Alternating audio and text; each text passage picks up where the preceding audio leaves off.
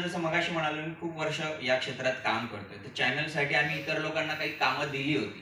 तर त्यामुळे ही वेळ होती की त्यांचा फेवर मागणं, की तुझा स्टुडिओ दे, तुझा कॅमेरा दे, तुझं अशा पद्धतीने ते पण आता निर्माण कॅनॉन एक मी सगळे ग्रामीण भागातून आलेले पत्रकार आहेत त्यांना सांगते की बऱ्याच वेळेला मराठी सिनेमामध्ये पण आपण बघतो की फर्स्ट टाइम डायरेक्टर्स खूप येतात जी आपली कथा त्यांना मांडायची असते आणि त्यासाठी मग ते आजूबाजूला जे त्यांच्या परिचयाचे असतील ज्यांच्याकडे पैसे असतील जे इन्व्हेस्ट करू पाहतात अशाकडून ते फिल्म करून घेतात.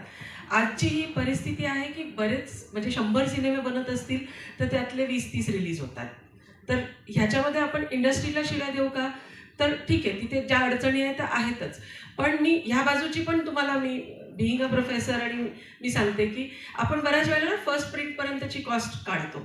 ते जे दिग्दर्शक आहेत जे फर्स्ट टाइम कथा लिहितात त्यांचीच कथा असते, तेच एडिट करतात, तेच हे करतात. तर माझ्या सिनेमाला समजा ₹10 खर्च येणार आहे तर मी ₹10च गणित ठेवलेले डोक्यात आणि मी फार रोमॅन्टिक असतो त्या बाबतीत. तर ते 10चे 12 होतात, मग ते मध्येच कुठेतरी शूटिंग थांबतं, मग ₹2ची जुळवाजुळव करून ते ₹12 सिनेमा बनतो. पण त्याला पोहोचवण्यासाठी तेवढेच ₹10 लागणार आहेत. हे गणित नसतं आणि मग मग तुम्ही परत दारोदारी फिरायला लागता. जेव्हा तुम्ही ₹10ची जुळवाजुळव केली तोवर इंडस्ट्रीमध्ये अजून 100 सिनेमे आलेले असतात.